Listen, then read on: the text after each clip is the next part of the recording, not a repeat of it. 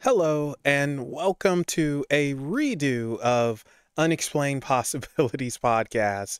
It was a lot of tech issues, namely my internet being a wiener, and we had to do a redo. And I know this is a bit different. We're not live, but you guys are seeing this as a premiere, which I believe this is only the second ever premiere I've ever done for the channel. So that's pretty cool. And with me again is Doug. And Doug, thank you for coming back. I'm sorry about last night, but we found a workaround today. So, how are you? I am fine. How are you, Mel? Hot. But, I'm the idiot in a hoodie in 90-degree weather. So, but today we are going to dive into some occult talk, some spirituality, some goofiness, and all of the above. And I'm going to start off with this. Doug, what is your spiritual path? Well, my spiritual path is ongoing. I didn't plan on where I'm at now. It just kind of happens. Sometimes you start down a path and you don't know where you're going to end up. And if you would have told me 3 years ago that I would be working with a demon and a god and have a couple altars set up, I would probably think you were crazy. But here we are. That also sounds like the intro to a bad joke. So, a demon and a god walk in a bar. Okay, so before your workings with demons, gods, and all that good stuff, what were you into? What was your belief? Or did you even have one? Well, started off Catholic. Mhm. My mom's side of the family was very much Catholic, so I did the whole baptism, First Communion, Catholic school, altar boy thing, and uh, didn't necessarily agree with everything at the time, but I questioned things even at an early age, and I was told you're not supposed to ask questions. You're just supposed to believe everything we tell you, and I had a problem with that. And after a time, I think whenever I started on where I'm at now, I was kind of in a spiritual limbo. I didn't really have anything before I started working on this path I'm on now. That's something that I think is very interesting and also very telling. It's don't ask questions. And that is something that's always gotten me because you should ask questions. You should be curious. You should want to know. But I think what happens is the people who are teaching, they may not know how to answer every question that's asked, and then it brings their faith into question, and things get lopsided. Mind you, this is just what I think. I don't know if it's true or not, but why is it so bad in certain belief systems to ask a question? Like, why blindly follow? Like, okay, fine, I'll follow, but can I at least know why I'm following? Yeah, and that's the thing that impressed me on the path that I'm on now is that you're encouraged to ask questions. That's completely opposite of what I was used to. Yeah, so, but then one can also argue having blind faith can be powerful as well, because this means you have a lot of trust in something, and it could pan out, it could not, it's a gamble. But I think that's something to be said as well, because I've seen people, I'm sure you've seen people who had very, very strong faith, and it's Hmm. like, wow, that's unshakable. I can appreciate that. I wouldn't do it, but I can appreciate it. One of the things that really, when I was young, I was probably like second grade. There was a kid that was like a bully, like a grade or two higher than me, and he wanted my lunch money or something, and I said no, and I got punched in the nose. Mm. So, I'm bleeding all over the place, and one of the nuns, says, you know, you're automatically assumed that you're guilty, right? She says, "What did you do?" And I said, "Well, this guy wanted my lunch money, and I didn't give it to him, so he punched me." And uh, so she says, "Well, did you do anything back?" And I said, "No." I said, "You just told us in class that you're supposed to turn the other cheek. You're supposed to do what Jesus did." And she said, "If I was you, I would have punched him." And I thought, wow, that's going completely against what you just told us. Yeah, that's a contradiction there. It's like, what? Wait, what? Yes. And then, no, here's the Yeah. kicker Yeah. though. If you would have done something back, you would have got in trouble. Yeah. I mean, yeah, she automatically assumed that I had done something wrong, because the whole guilt thing. Yeah. And yeah, so I thought, wow, that kind of started me on the path of, I don't really want to do this. So Yeah. Well, it made you question more. So, yeah, yeah, and but you're not supposed to question, so yeah. you just kind of keep it to yourself. You go through the motions, and you just kind of, you know, Yeah. like I said, my mom's side of the family was big into all that, so I kind of just Went played with it. along with it. Yeah. Yeah. I can understand that. Then when you get older and it's like, okay, I can slowly walk away. But then, sometimes Hmm. you get looks, but at that point it's like, I don't really care. Look at me all you want. Yeah. Okay, so I'm curious about this. Take us on your first steps entering into the occult, somewhat leaving behind Catholicism. What was that like? How did that come about? Well, of course, uh, I guess my introduction was through Stephanie. I knew Stephanie, and I knew of her belief system and her spiritual path she was on. And I was fascinated by all that because, it was completely different than, what you're always told, in school and everything about witches being evil and all this stuff. Hmm. And she offered 3 years ago a tarot card class. And me and a couple others, took it because I wanted to learn more. And from that, after that, then she started the academy, the classes that we had every week, and it was just kind of baby steps. And I think that's the so best way to do it is baby steps. Sometimes people, when it's fresh and new, you just want to mhm. dive in and get everything and take the leap. And it's like, whoa, slow down, Chief. One step at a time. Crawl before you walk. Yeah.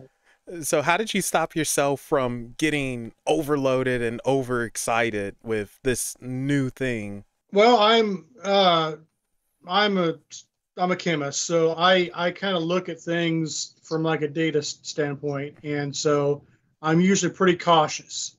So I just kind of took my time because this was something completely different than what I was used to. So I took my time, and I didn't want to get overwhelmed. Just like you said, baby steps. And so you know, and I wasn't sure at first, since it was so new to me, if I would be able to do it. Like in Harry Potter, was I going to be a Muggle? And and so I wasn't sure. Well, am I going to be able to do this? Are you born with this or something? And I found out that the more I did, the further I got into it, the easier things came, and the better I could connect. And like I had never meditated before, and that was something new to me. And whenever you meditate, then you try to reach out and contact spirits, and uh, that came pretty easy to me. So here 3 years later, I'm kind of wondering maybe the reason why I am so connected is maybe if you believe in previous lives, maybe I've done this before and I'm just trying to complete my work. Yeah, maybe. I mean, that's the beauty of life and, well, everything really is we don't know until we know, and it's so much mysteries, and just about anything is possible. So why not? I don't, Sure. so, I mean, it's not like it's hurting anyone to believe in past lives or side lives or parallel lives, I should say, not side lives, and all of that. And I think it's pretty cool, and I think it's something to it. I don't, I'm a believer in past lives, Mm-hmm. and I believe that, some of our personality carries on from there, our fears and even knowledge to an extent. So I think it's something to it. Now, And maybe like when somebody has like a phobia, maybe it's because something happened to them before. yeah, Like if somebody's afraid of the water, maybe they drowned, or if they're afraid of heights, maybe they fell off of a building or something. Who knows? yeah, exactly. So, you mentioned Stephanie, so shout out Stephanie from the Cauldron Witch, who is most likely in chat. So, hello, future Stephanie from past us. How did you meet Stephanie? How did that come about? Uh, I met her through Facebook initially, and I just was going through and sometimes on there I really not on Facebook much anymore, but you have suggested friends and stuff, and I saw her picture and I thought she looks familiar because I had seen her films before, Mhm. and I'm like, wow, is this really her? And sent the friend request and everything, and we accepted and everything. And the interesting thing is, the day that we became friends was Halloween. Oh, no way. For real? Yes, yes. Oh, Whenever we became Facebook friends, it was Halloween. And she was, we chatted a little bit on some of her posts and everything, and then she mentioned, setting up her first YouTube channel, her official Scream Queen, yeah. and followed her there. And but Stephanie is the kind of person with me that sometimes you meet somebody and it seems like even though you've just met, it feels like you've known them forever, like you've known them before or something. So there was like this instant connection with us. Yeah, okay. Yeah, I can understand that. This happened to me before. And for those Mm-hmm. of you who don't know, Stephanie is indeed a Scream Queen. So be sure to check out From the Cauldron Witch and her other channels. So again, pass me to future you, Stephanie. Put your links in chat so folks can check you out and all that good stuff. So do it. Don't be shy. Okay. Now, um, you mentioned working with demons, God, you have altars. Uh, all right. Uh, I don't know if you can say or not. If you can't say, no problem. But what demonic entity is it that you work with? Oh, lost you for a second. Welcome back. Yeah, I'm sorry. I didn't even know we were gone. What was the last thing you heard? Let me You said for those of you that don't know, and you were going to talk about Stephanie a little bit. Oh, okay. So, cool. That's on recording. That's done. All right. What was I going to say? Okay, so you mentioned working with a demon and God, you have your altars, and I don't know if you can say or not. If you can't, all good. But what demonic entity do you work with? Well, let's start at the beginning. I at one point in class we were asked to do some research on different, like, gods, deities, and see you know what interested us, what we connected with. And I kind of had like a short list of entities I wanted to work with. Mhm. Santa Marta was one, Hecate was another, and I was really, just kind of doing some research and everything. And then one night in a dream, Santa Marta came to me in a dream. And it was like having a little mini job interview. And she was like, I understand you may want to work with me. And I'm like, yes. And she says, well, will you finish what you start? And, are you really interested in doing this and everything? And I told Stephanie about it, and she says, well, that's a sign that she's come to you. She wants to work with you. And you need to, if you're interested, quickly, set up an altar and everything. And she said, you can't wait too long, or like, basically the offer's gone. And, I, set up an altar and everything and started working. And my belief was, okay, I'm going to begin a relationship with this entity, the spirit. And I don't want to just come right out of the box and say, hey, I want this and this and this and this. I wanted to prove myself to her. So I set up the altar, and offerings to her, incense, candles. She likes coffee. She likes tequila. And I just wanted to, take care of her altar and everything and build a relationship with her before I'm like, hey, by the way, I want this and this and this. So again, baby steps. You mentioned something very, very important. Building a relationship and not just asking or demanding this, this, and this, which is a huge mistake people make when it comes to working with spirit and entities, deities, whatever we want to call them. We have to remember they have their own personalities, they're individuals, and you can't just demand.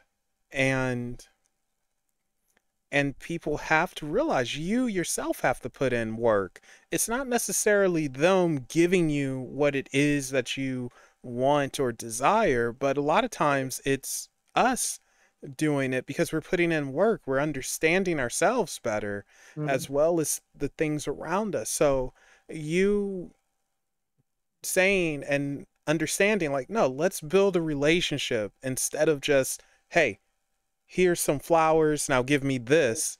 So huge, so important that people who are alleged occultists and witches or whatever they want to call themselves, they don't understand that. And they don't do it, they don't practice it. It's very interesting. And then on the opposite, oh, did I lose you? No, okay, you're still there. On the opposite end, you have people who see it strictly as a business transaction, which I think is interesting as well. Which I suppose if that's how you approach it and it works, then you're you're being just straight up and straightforward. How do you feel about that? I missed part of your question Oh, because I think you briefly put out. how do you feel about some people who see it strictly as a business transaction where I give you this, you give me that, and we'll keep it just strictly this way?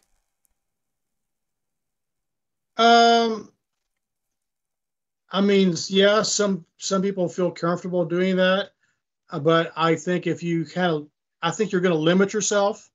I think if you build a better relationship, you're going to get more out of it in the long run.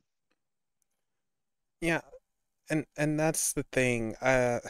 Folks, sometimes we see things in the short term and not necessarily in the long run, in the future sense, where it's like, oh, maybe I should stick to this because you learn about yourself, which I'm assuming that's what happened. You've learned about yourself. Am I correct in saying that? Yeah, I mean, I've learned a lot about myself in this path that I'm on right now. Yeah, Yes. hopefully, I'm improving myself as I go. Well, I'm sure you are. I mean, you'd know if you weren't. It's very easy. Yeah. We can try and tell people, yeah, no, I'm awesome and blah blah blah, but we always know the truth. It's like, yeah, this kind of sucks.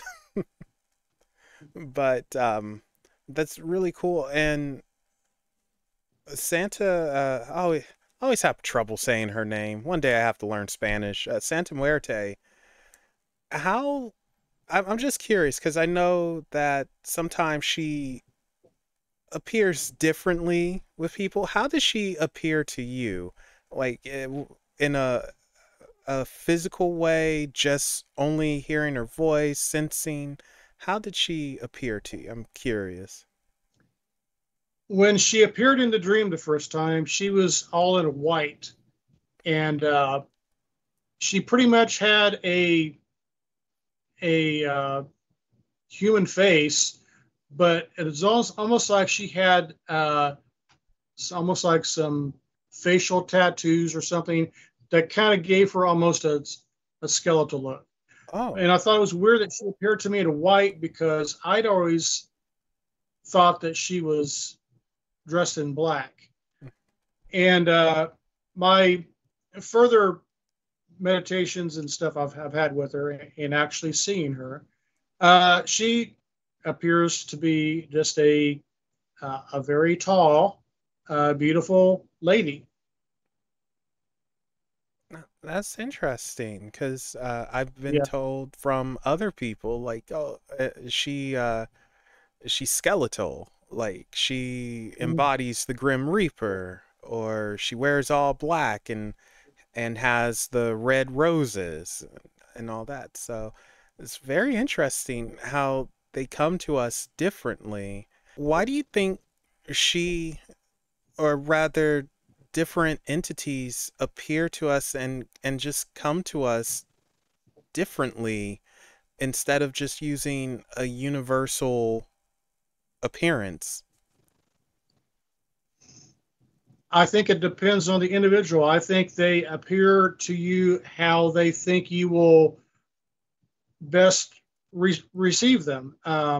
I've, right now, currently in the academy and class, we are working with like a different demon every week, and the majority of them have appeared to me as human, and a couple of them have told me that they don't want me to be too distracted by them if they would appear, demonic, with the horns or whatever.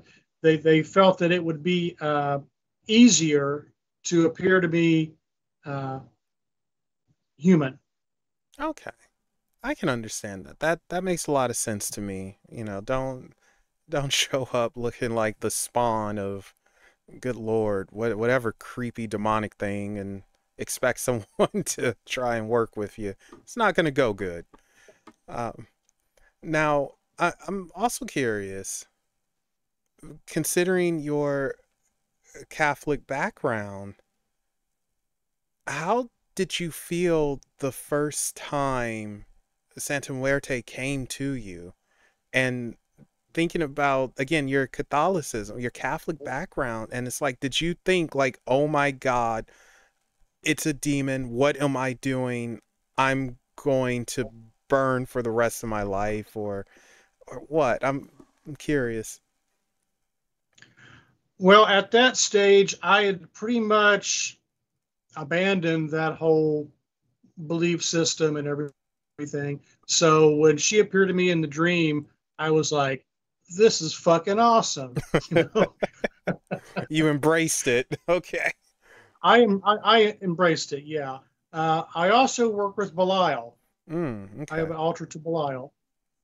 Yeah, Belial's an interesting one.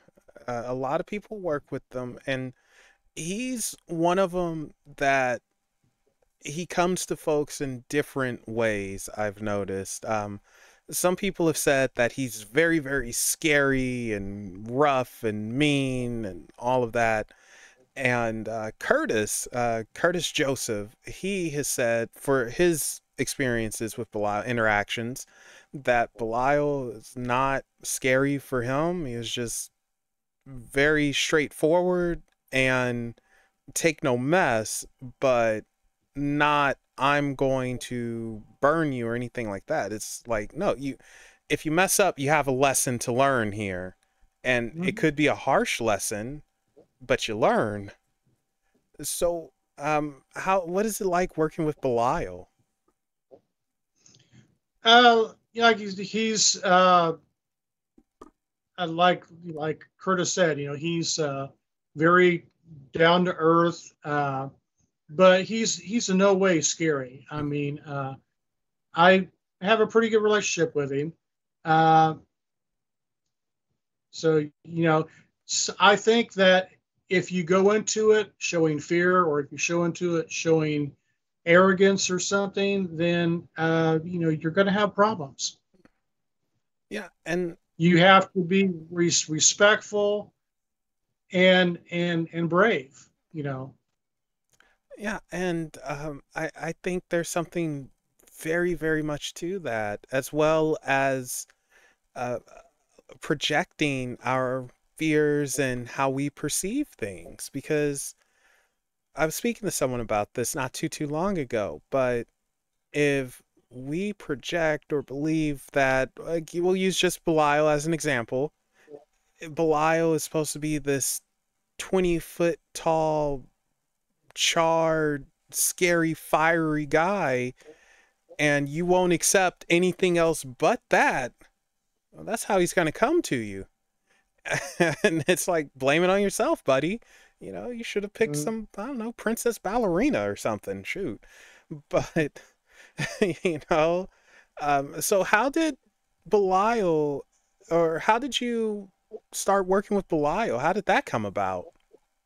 Again, it was through class. We were just kind of getting introduced to demons and everything, and we were told to basically go through this list of demons and see which one interests you.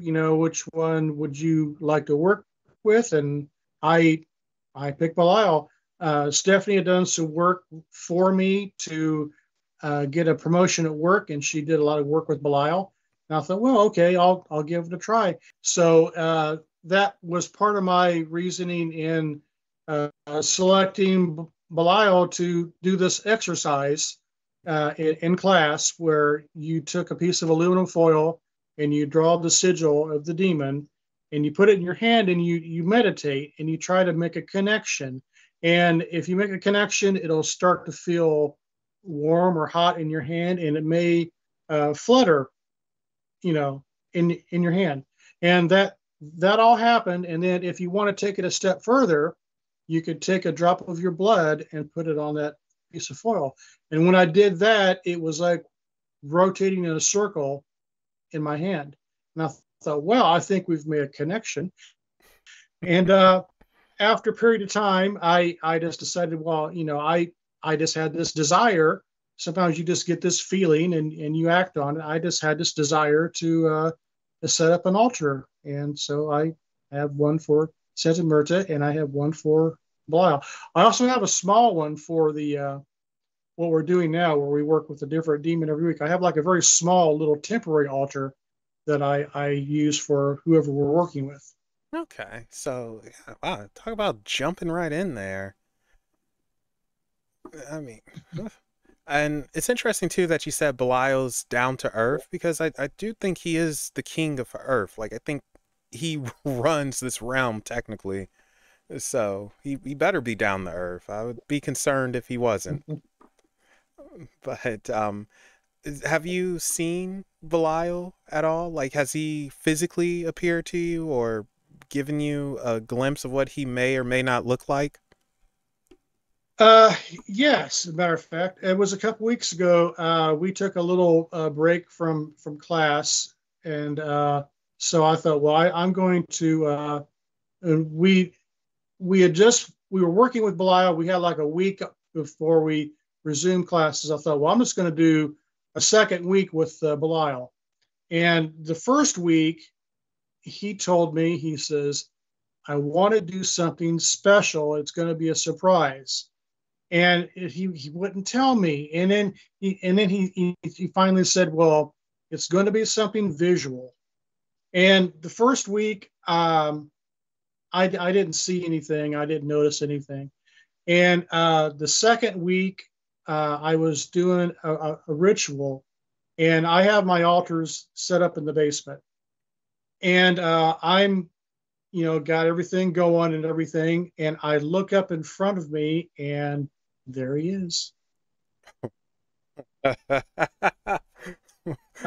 Very, very tall, uh, dark figure. I wasn't scared. I thought, holy shit, there's Belial. That's cool.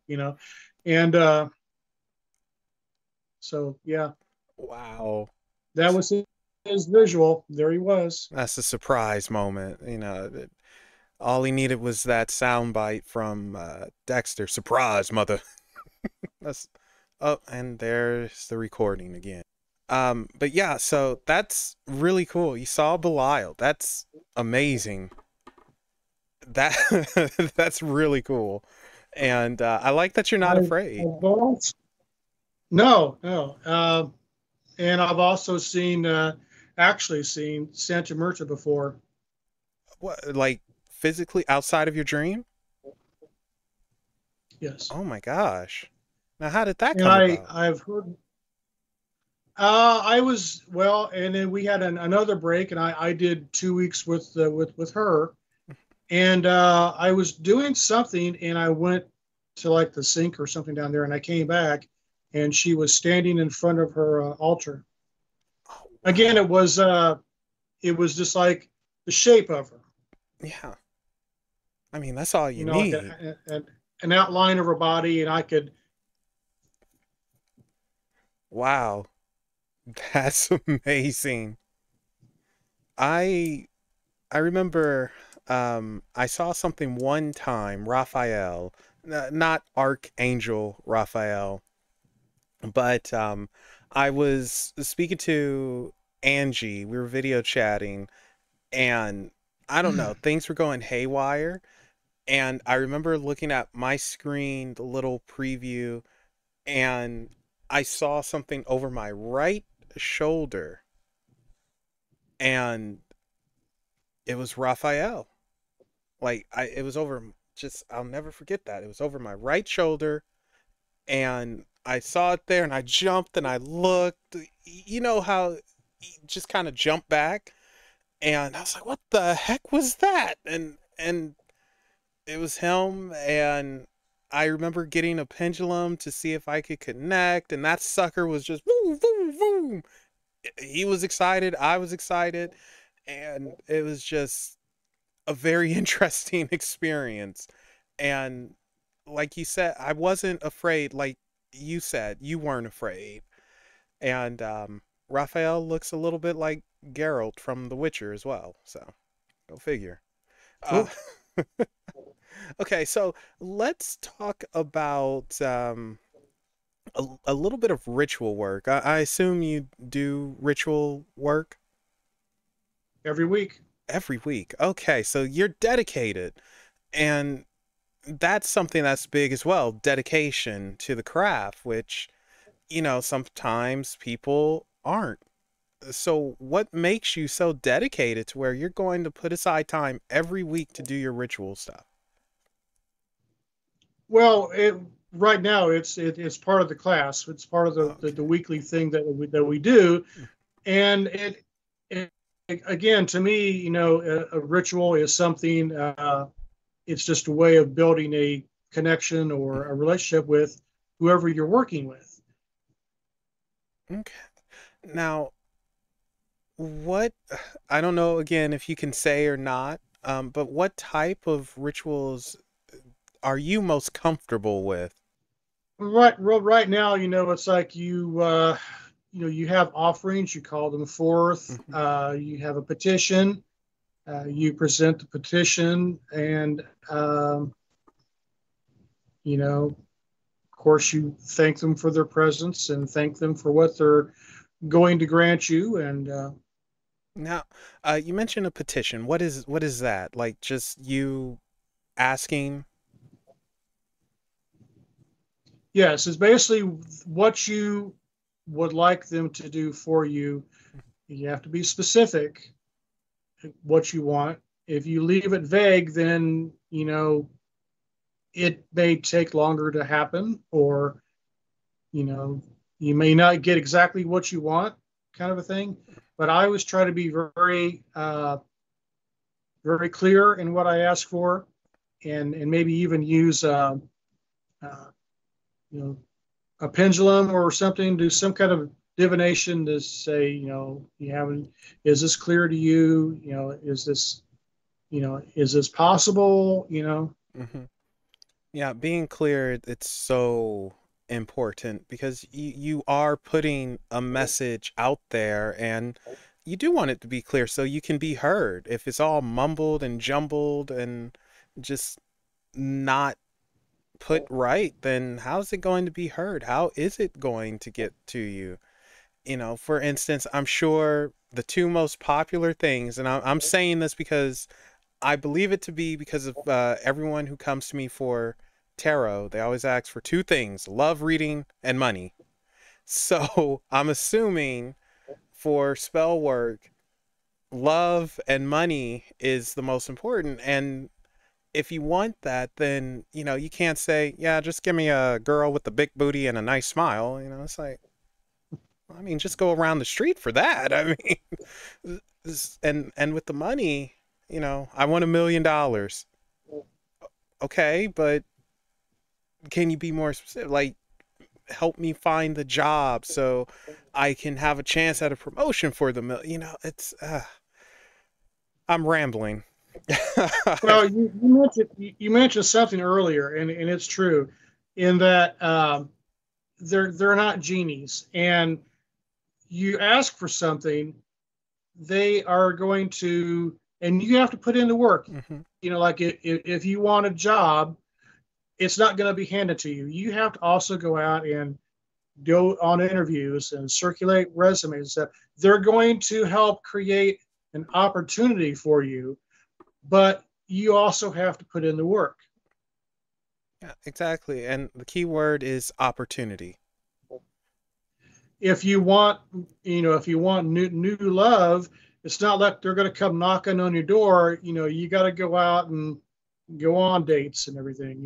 You have to put in the effort too. Yeah, you got to play the field a little bit. Or, if you can't do that, there's always online, which, make sure, check the neck. Oh, no, you can't do that anymore. The surgeries have gotten too good. Oh, I am going to get in trouble for saying that. Oh, no. I, uh, I Just should. cut that out. Yeah, I'm not going to. I stick with what I say, but growing up, that's what we used to say. Like, hey, check the neck. So it's meant to be insulting or anything. If someone's insulted, well, hey, sorry. Um, but yeah, and it's the opportunity that comes to you. It's not always poof. Here it is. It would be nice. It would be nice. But it just doesn't work that way. It would be too easy. Yes. And they often say if it's too easy, it's not worth doing. So, but I do think it's interesting that clear communication is just such a huge key because, like I said, it goes beyond just spirit. It's the universe in general. We put that energy out there and it does come back to us. So you can't have it be jumbled up, or you can't be unsure of yourself or the message you put out there. You have to have confidence, you have to be sure, and you have to know not to freaking beg and keep at it over and over and over. Do it one time and that's it. And walk away from it. Let it happen. Well, there's a fine line. You have to be brave, Hmm. but then you also can't be arrogant. If you're going to act like an asshole or something, then uh, you know you're not going to get it. No. You're going to lose any respect that you had. Yeah, exactly. And that's where, again, having respect comes into play. And also being able to admit that, yeah, I'm not the top dog. I might know something, but I understand that I'm not numero uno, and that's okay. And not everything happens when I snap my finger. I can't snap my fingers, but if I could, you guys would hear a snap right now. Uh, it's okay, but success sometimes gets to people's heads, and that's usually when the downfall happens. Hmm. So, what is something that you have seen that you don't like and you try to stay away from in the occult? I'm going to assume it's the quote unquote witch wars, but like that it's just something that turns you off that many people may or may not do. May or may not do. Melvin, come on now. That many people may do, and it's like, no, this isn't for me. Well, you probably mentioned probably the whole witch wars and the fighting back and forth, and there's plenty here for everybody, and I think everybody just needs to be respectful of each other, and work together. Yeah. Now, is it that arrogance you mentioned that stops us from doing that to where someone has to say, I can do this better than you? I think partly, yeah, and I think maybe jealousy may be part of it too. Where somebody's like, well, I want what you have, and I'm mad at you for being more successful, even though that person is more successful because they maybe put in more effort. I don't know. I've always been curious about that. It's what happens, what causes this, and stay away from it, And I hate admitting this, but I know a little bit about probably 90% of the quote unquote witch wars that happened. I don't put myself in it, I just know what's up. And usually it's out of a little bit of arrogance and jealousy, like you said. It's like someone can't handle another person's success instead of congratulating them and maybe saying like, hey, how did you do it? Like, help me out here, I want to be successful like you or something. And also seeing things as a competition. And I think Right. a good example I can give of that is with the tarot stuff. Like, it's, oh my, like hundreds, maybe thousands of people who do tarot on YouTube. Some do it every day. It might be like me, and maybe once or twice a month, and all of that. And everyone has a different style of tarot. Bonnie does it, Stephanie does it, a few other people. And never once have I said or thought, I pull cards better than you. My messages come through better, quicker. And it's like, no, we all have our own unique way of pulling cards and giving that information. And it's no competition there. It's not. I learn from Stephanie. I've learned from Bonnie watching them and listening to them, where it's like, oh, that's a interesting perspective. And I think if we were able to do that, oh my gosh, so much would be better. Right, right. We need to build each other up, not tear each other down. Yeah, so it's weird to me that they do that. Okay, so what is a goal of yours on your path? Like, what's one of your biggest goals that you want to achieve while you're walking your spiritual path? I don't know. I guess maybe just keep building on the relationships that I have. Maybe I don't have the space for it, but maybe more altars. I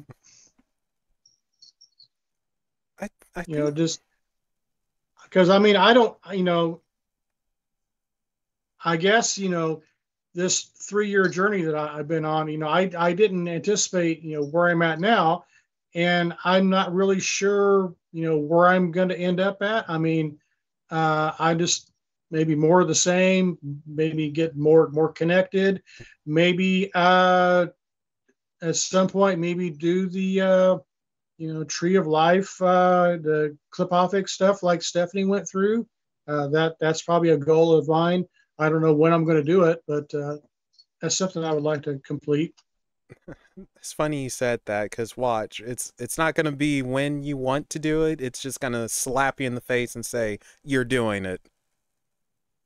That's what happens sometimes. I mean, sometimes they will give you little hints that, hey, maybe you should do something, and and if you don't heed what they say, then you get bitch slapped or something. Bam, okay, do it now. Now, are aren't you a Taurus, Doug? Yes, Yeah, okay. So you're like me, you have that stubbornness, so you might have to get slapped a bit. yeah. Which is okay. Has that happened yet, out of curiosity? Uh-oh, what slapped you? I don't think I've really been slapped yet. I've been nudged, and just kind of and part of the nudging is just starting off and maybe being a little unsure of what I'm doing and maybe unsure about myself. Or sometimes you'll have doubts, like, is this really working? And are am I really connected? And then sometimes you'll get, like you'll get a sign, like they will show you something in a meditation or something that's like, wow, And because I'm like I said, I was wondering, can I do this? Do I have the aptitude? that is really amazing, though. And meditation, everyone mentions meditation. And I have to know, to you, what is meditation? What is that for? What's its purpose? Well, I use it for a couple things. I try to do a daily meditation before I go to work, just to kind of like ground myself before going into battle. Sometimes, going into work.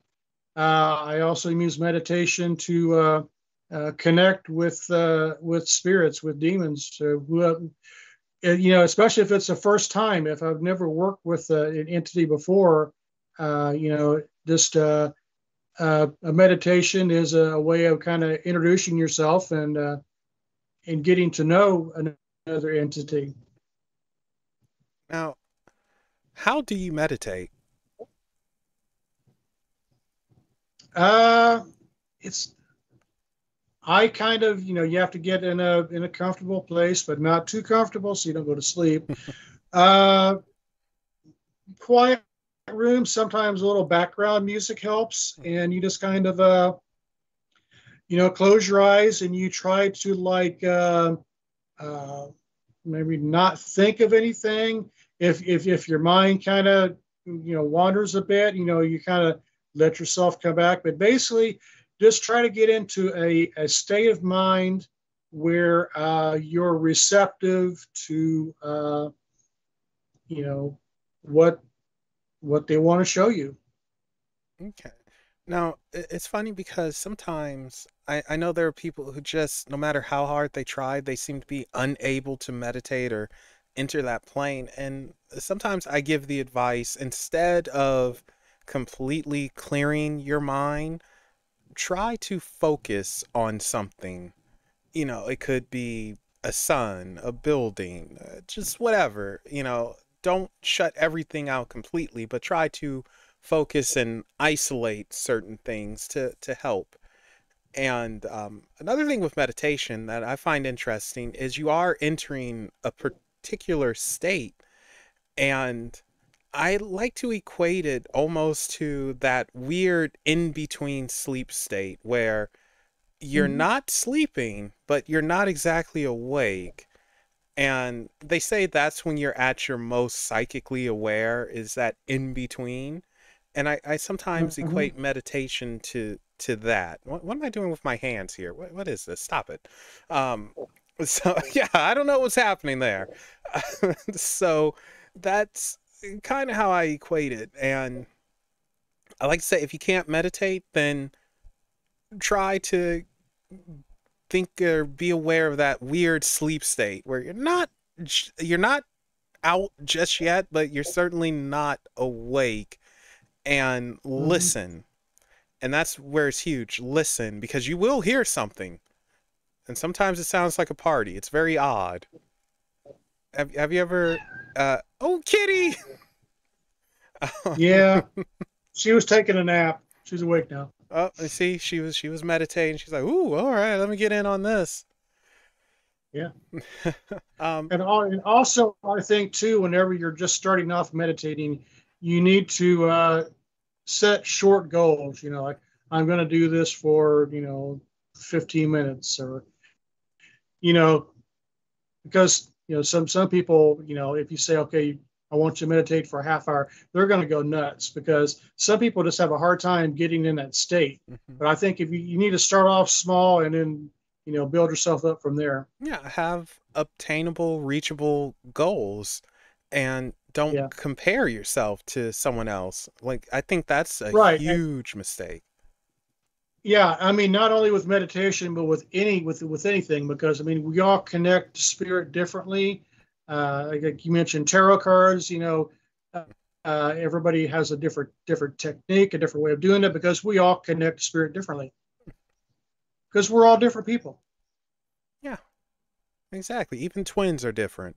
So Yes. it's very interesting that they are, but yeah, they have their own personalities usually. Usually. But yeah, so it is important to kind of find your style. Find what works for you and don't compare yourself. Like, yeah, sometimes people they move at light speed. That's cool for them. You don't have to. It's okay if you go slower. Sometimes we need that. Like, I happen to be a very slow learner, extremely slow. And I'm okay with that. I'm in no rush for anything too quick because, what am I going to do? Like, oh, wow, I know 100 bazillion things. Well, I only know one, but I'm enjoying the journey at least. So, but yeah, everyone is unique and we have to go at our own pace. So when did you learn that lesson? Like, because sometimes when we first get into things, we compare. It's usually a habit that we all have that we have to break. So when did you learn, don't compare yourself, just do you? Probably pretty early on.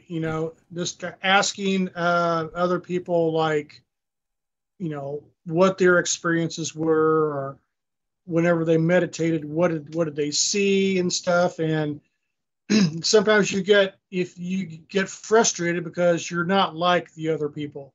But like, we're all different. And maybe something is not happening now, but it'll happen soon. You have to have patience. Yeah. Yeah, definitely when it comes to any type of spiritual work, because it never happens when you want it to happen. Very rarely. It happens when it's supposed to and when you need it most. And this actually, in a weird way, it circles back to what I said at the beginning with uh, Catholicism or Christianity, religion in general, and that's having a type of blind faith. It's just in this case, you have to have blind faith in yourself and what you put out there and understand that it's going to happen when it's supposed to. Oh gosh, I just, darn it, something just hit me in regards to some personal mess. It's like, shoot. And I was getting very annoyed with it, but now that I said that aloud and I hear it, it's like, I think I have to apply this to myself. So, great. That's beautiful. Uh, but it is very important that we have patience and understand that things happen when it happens. Oh, all right. So Doug, is there any particular entity or deity that you would like to work with, or has any reached out to you, but you're not ready to work with just yet? I don't think I've got any that have expressed an interest in working with me. Uh, I'm kind of thinking maybe Hecate. She was kind of on my short list of you know whenever I was trying to pick somebody to work with. I could see myself working with her in the future. Okay. Why her? Uh, just just did some research about her, and she seems very interesting. She's kind of like the queen of the witches or something like that. Yeah, she yeah, well, it depends on which aspect, but yeah, she's big and Wiccan, the mother goddess, yeah, oh gosh, what do they call it? Like the is it the triple moon goddess or something like that? Well, whatever.